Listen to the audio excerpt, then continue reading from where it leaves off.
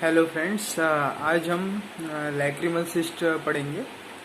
इसमें भी lacrimal cyst का पूरा एनाटॉमी पढ़ेंगे और बाकी जो पार्ट है टीयर फिल्म और डिजीज़ वाला पार्ट वो नेक्स्ट वीडियो में हम लोग कवर करेंगे। Thank you. तो स्टार्ट करते हैं वीडियो। Lacrimal system. तो लैक्रिमल सिस्टम में फर्स्ट इसका देखेंगे, इसको डिवाइड करेंगे। पहले इसमें देखेंगे एनाटॉमी, लैक्रिमल सिस्टम का एनाटॉमी और टीयर फिल्म।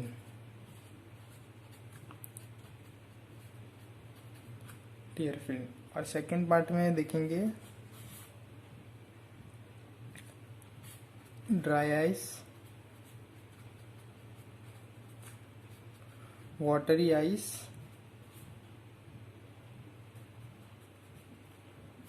और डैक्रियोसिस्टाइटिस। ठीक है, तो स्टार्ट करते हैं पहले एनाटॉमी से। एनाटॉमी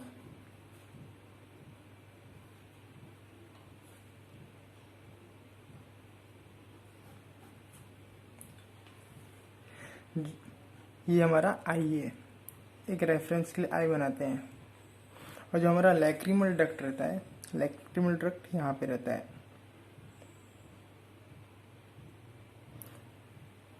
और यहाँ पे कैनल्स रहते हैं। ये हमारा मेन लैक्रिमल डक्ट है, लैक्रिमल ग्लैंड है।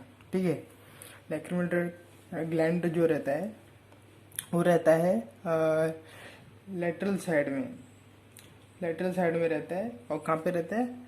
लैक्रिमल फोसा के में सिचुएटेड रहता है। ये एलमंड शेप का रहता है और 2 पैर में रहता है। ठीक है, तो इन अ पैर एलमंड शेप। ये एक एक्सोक्राइन ग्लैंड है, एक्सोक्राइन ग्लैंड होता है। और ये रहता कहाँ पे है?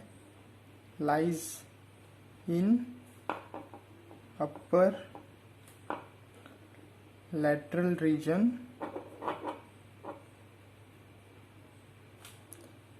in lacrimal fossa। और लैक्रिमल फोसा किसका बना रहता है? फ्रंटल बोन का बना होता है। ठीक है, और ये क्या सिक्रेट करता है? मतलब सिक्रेट्स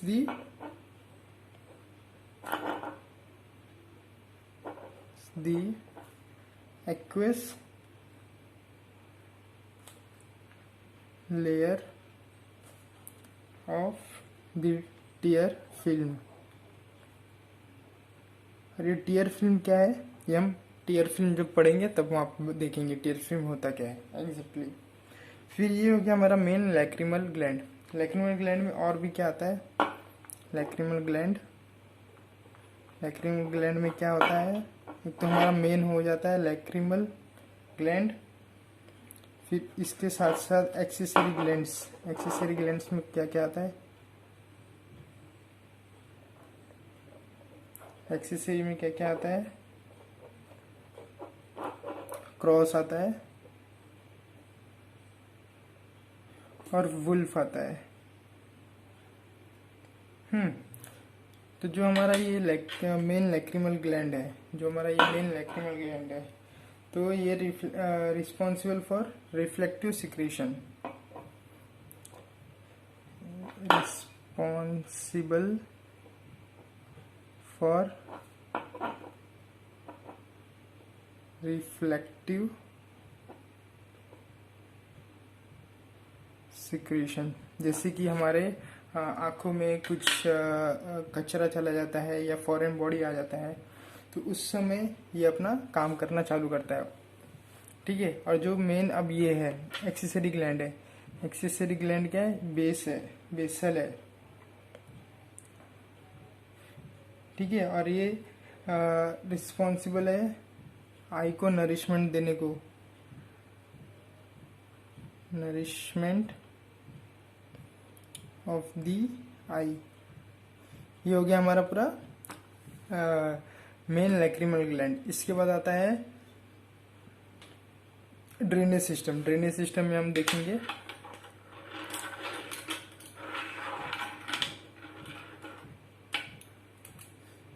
ये है अपर और ये लोअर, ये आई है, आई का ये है अपर पंक्ट और ये लोअर पंक्ट। ये है अपर पंक्ट और ये है लोअर पंक्ट। ठीक है, यहाँ से फिर कैनल्स निकलेंगे, तो इसको बोलेंगे कैनिकल्स, और आगे जाके ये बनेंगे कॉमन कैनिकल्स। ये हो जाएगा हमारा कॉमन कैनिकुलाई। ये दो हमारे कॉमन कैनिकुलाइज हो जाएंगे, और इसके बाद जो जॉइंट होके बन जाएंगे कॉमन कैनिकल्स। फिर इसके बाद आएगा हमारा lacrimal sac.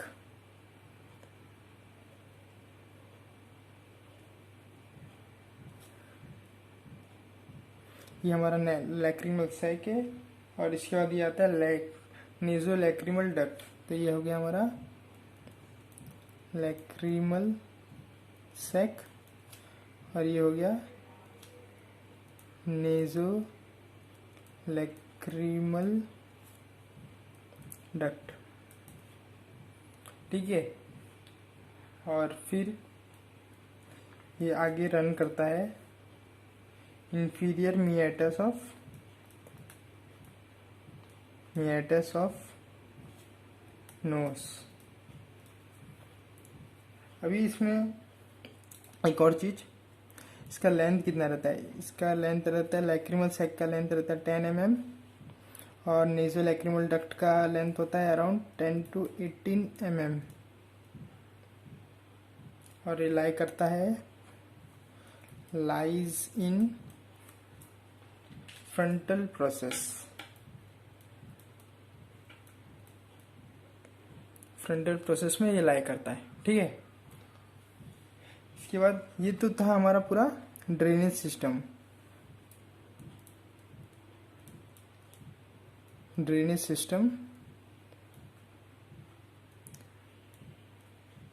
System of lacrimal system का। ठीक है, इसके बाद मेन जो एमसीक्यू क्वेश्चंस पूछे जाते हैं वो ये पूछे जाते हैं कि जो यहाँ पे एक वेल्व होता है और यहाँ पे एक वेल्व रहता है, इन वेल्व्स के नाम कौन से रहते हैं? यहाँ पे जो वेल्व रहता है उसको बोलते हैं वेल्व ऑफ रोसेनमुल,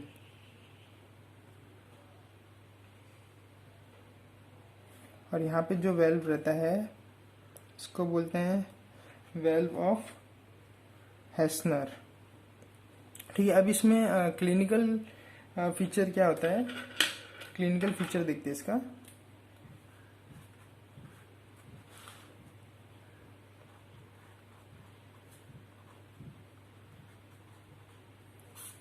क्लिनिकल फीचर क्या हो जाता है इसमें कि अगर ब्लॉकेज है नेजल लैक्रिमल डक्ट के अंदर, यहाँ से लेके यहाँ तक, यहाँ पे अगर कोई भी ब्लॉकेज है, ठीक है, तो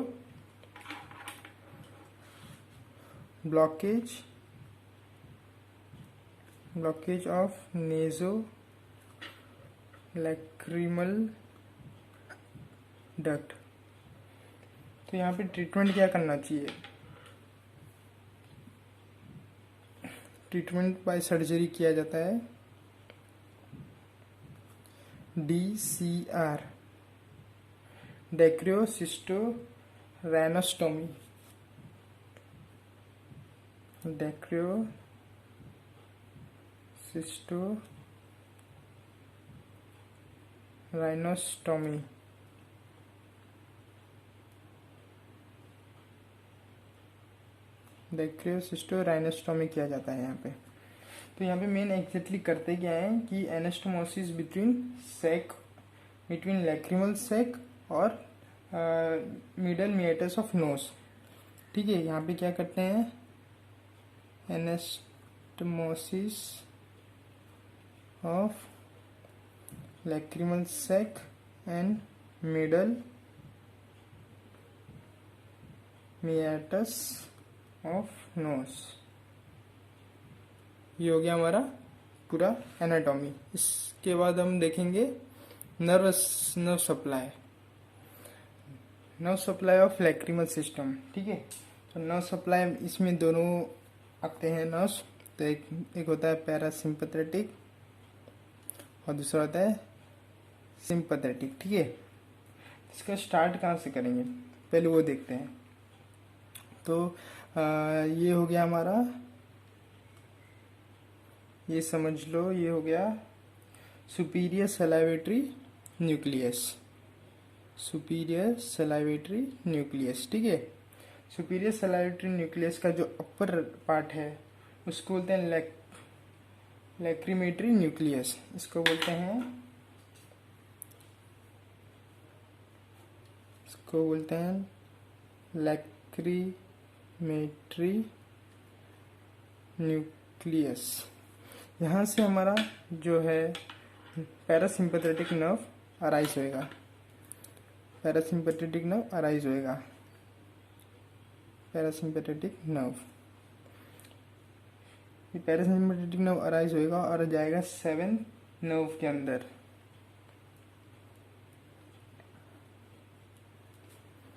सेवेंथ नर्व के अंदर जाता है। फिर उसके बाद ये जाता है जेनिक गैंग्लियन के अंदर। ये फिर जाएगा जेनिक गैंग्लियन के अंदर जाएगा। फिर वहाँ से निकलेगा, फिर ये जाएगा GSPN। GSPN क्या होता है? ग्रेटर सुपरफिशियल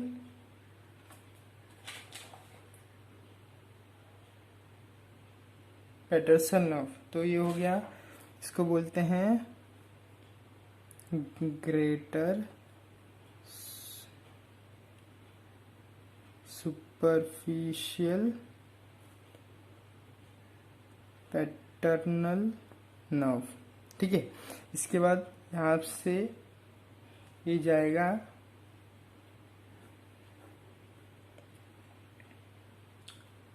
टेरिगॉइड कैनाल के अंदर, टेरिगॉइड कैनाल।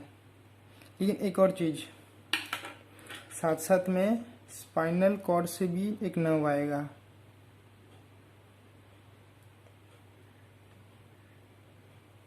ये हमारा स्पाइनल कॉर्ड हो गया। स्पाइनल कॉर्ड से नर्व आ रहा है, वो तो पहले जाएगा SCG। SCG का फुल फॉर्म है सुपीरियर सर्वाइकल गैंग्लियन के अंदर। ठीक है, फिर वहां से निकलेगा, ये जाएगा DPN के अंदर। DPN का फुल फॉर्म है डीप पैटर्नल नर्व।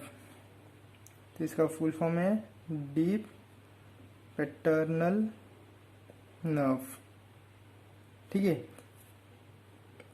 वो हमारा यहाँ पे जो यहाँ से नर्व आया था पैरासिम्पथेटिक नर्व, फिर उसके बाद 7th नर्व के अंदर जाता है, फिर यहाँ पे जेनिक गैंग्लियन के अंदर फिर आता है वो ग्रेटर सुपरफिशियल पैटर्नल नर्व। उसके बाद जो आता है टेरिगॉइड कैनाल के अंदर। ठीक है, यहाँ से यहाँ पे दोनों नर्व आते हैं साथ में, एक नर्व ऊपर जाता है, यहाँ पे वापस से 2 कैनाल है। ये 2 कैनाल कौन से मैं बताता हूँ।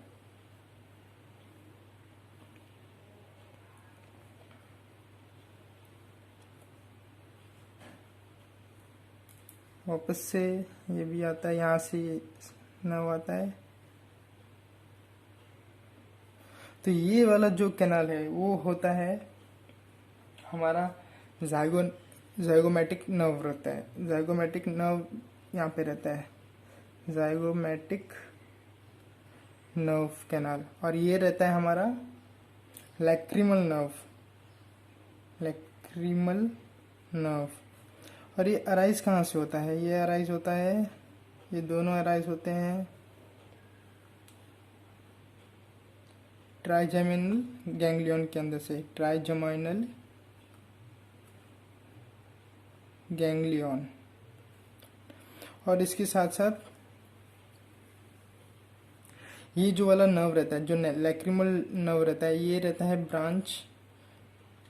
Branch of ophthalmic nerve.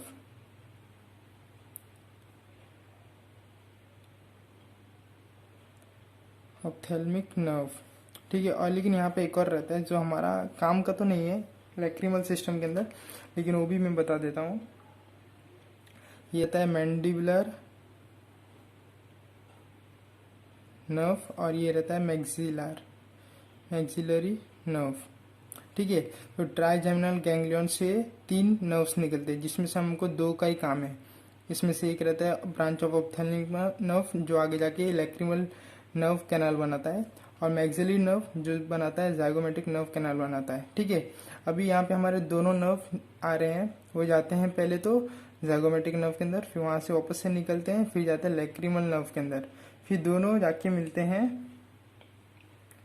हमारे लैक्रिमल ग्लैंड में, लैक्रिमल ग्लैंड से मिलते हैं, ठीक है। एक चीज़ यहाँ पे मैं भूल गया बोलने का, जो कि ये रहता है जो टेरिगोइड कैनाल है, जिसको बोलते हैं नर्व ऑफ टेरिगोइड कैनाल। इसको एक और नाम से बोला जाता है, उसको बोलते हैं वीडियंस नर्व। अब एक और चीज देखते हैं कि crocodile tear syndrome, crocodile tear मगरमच्छ के आंसू। तो क्रोकोडाइल टीयर सिंड्रोम वो हम पहले अब देखते हैं, और उसका यहाँ से रिलेट कैसे होता है। जैसे कि खाना जब डिलीशियस फूड रहता है, जो आपके मनपसंद का खाना जब आपको दिखता है, तो आपके मुंह में सलाइवा आता है, पानी आ जाता है। लेकिन साथ साथ में अगर आपके आंख में आंसू भी आ रहे हैं, सलाइवेशन भी हो रहा है, टीयर भी हो रहा है, तो उसको बोलते हैं क्रोकोडाइल टीयर। तो क्रोकोडाइल टीयर का देखते क्या होता है वो।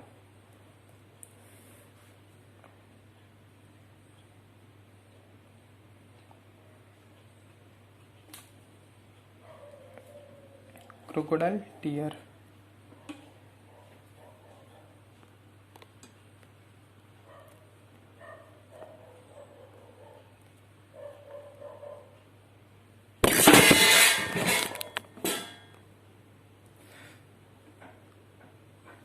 एक चीज देखते हैं, एक सिंड्रोम होता है जिसको बोलते हैं, जिसका नाम है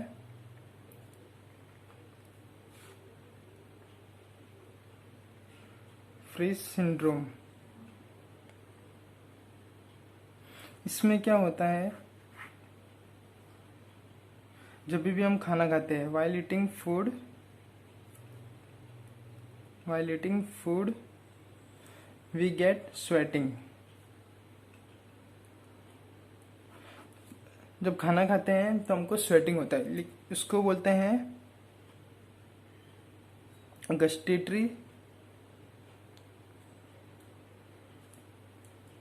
गस्टेटरी स्वेट बोलते हैं। लेकिन यहाँ पे उसका वैसे तो कुछ लेना देना नहीं है, लेकिन बस एक रिलेट कर रहे कि यहाँ पे जो निकलेगा, इस यहाँ पे बोलेंगे गस्टेटरी टीयर बोलेंगे। और इसके लिए इसको बोलते हैं बोगोराट सिंड्रोम बोलते हैं, ठीक है। अभी इसको देखते हैं कि नर्व में एक्चुअली इसमें ऐसा होता है कि हमारे नर्व्स के अंदर कि ऐसा कुछ सिंड्रोम को दिखने को मिलता है, ठीक है। तो ये हमारा हो गया था superior salivatory nucleus. Superior salivatory nucleus के अपर पार्ट का होता है लैक्रिमेटरी न्यूक्लियस। लेकिन टीयर जो टीयर वाला पार्ट है, वो हमारा जो सलाइवेशन वाला पार्ट है, वो यहाँ पे होता है। यहाँ पे होता है हमारा सलाइवेटरी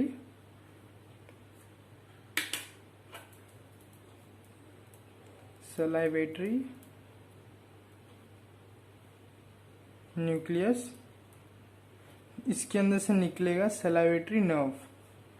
सलाइवेटरी नर्व वापस से ये भी सेम जाएगा सेवेंथ नर्व के अंदर, सेवेंथ नर्व के अंदर से पास आउट होगा, फिर वापस से ये भी जेनिक गैंग्लियन के अंदर से पास होगा, फिर ये जाएगा फेशियल कैनाल के अंदर, फेशियल कैनाल के थ्रू पास होएगा, फिर ये जाएगा कॉर्डा टिम्पैनिक नर्व, फिर ये होता है आगे जाके बनता है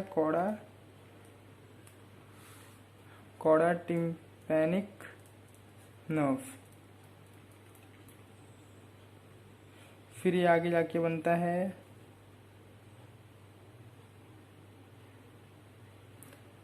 ये आगे गैंग्लियन में जाता है, वहाँ पे ये गैंग्लियन का नाम है सब मैंडिबुलर सलाइवेटरी गैंग्लियन। ठीक है, फिर इसके बाद ये आगे जाके दो पार्ट में डिवाइड हो जाता है, एक बन जाता है सब मैंडिबुलर ग्लैंड और दूसरा बन जाता है सबलिंगुअल ग्लैंड। एक बन जाता है सब मैंडिबुलर ग्लैंड और एक बन जाता है सब लिंगुअल ग्लैंड। ठीक है, तो क्लिनिकल वाला पार्ट कहाँ से होता है, यहाँ पे क्रोकोडाइल टीयर कहाँ से होता है। फॉर एग्जाम्पल अगर यहाँ पे देखो जो हमारा नर्व सेवेंथ नर्व है, अगर इन दोनों नर्व के बीच में कांटेक्ट आ जाएगा, अगर इन दोनों नर्व के बीच में कांटेक्ट रहेगा तो क्या होएगा, ये जो सलाइवेटरी है वो चला जाएगा, वो टच रहेगा या फिर वो कांटेक्ट में रहेगा हमारे जो रहता है लैक्रिमेटरी नर्व के साथ। तो क्या होगा, जब भी आपको आपका अच्छा खाना दिखेगा तो यहाँ से सलाइवेटरी वाले नर्व्स न्यूक्लियस से उसके नर्व से इम्पल्स जनरेट होगा, वो जाएगा आगे पास आउट थ्रू होएगा सेवेंथ नर्व, लेकिन वो चला जाएगा इन कांटेक्ट है ना, ऑलरेडी वो कांटेक्ट है इसके साथ लैक्रिमेटरी न्यूक्लियस नर्व के साथ, तो उसके टच में इसके लिए इसके इम्पल्स यहाँ पे भी जनरेट हो जाएंगे। तो फिर आगे जाके लैक्रिमल ग्लैंड के अंदर भी जाएगा, लैक्रिमल ग्लैंड के वहाँ पे जाएगा और टीयर सिक्रेट होने लगेगा। ठीक है, तो इसका सीधा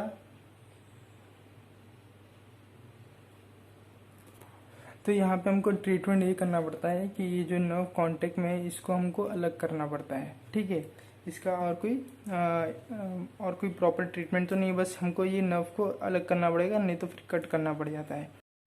जिसकी वजह से जब भी खाना खाएं तो लैक्रिमेशन ना हो। ये हो गया हमारा पूरा nerve supply of the lacrimal system.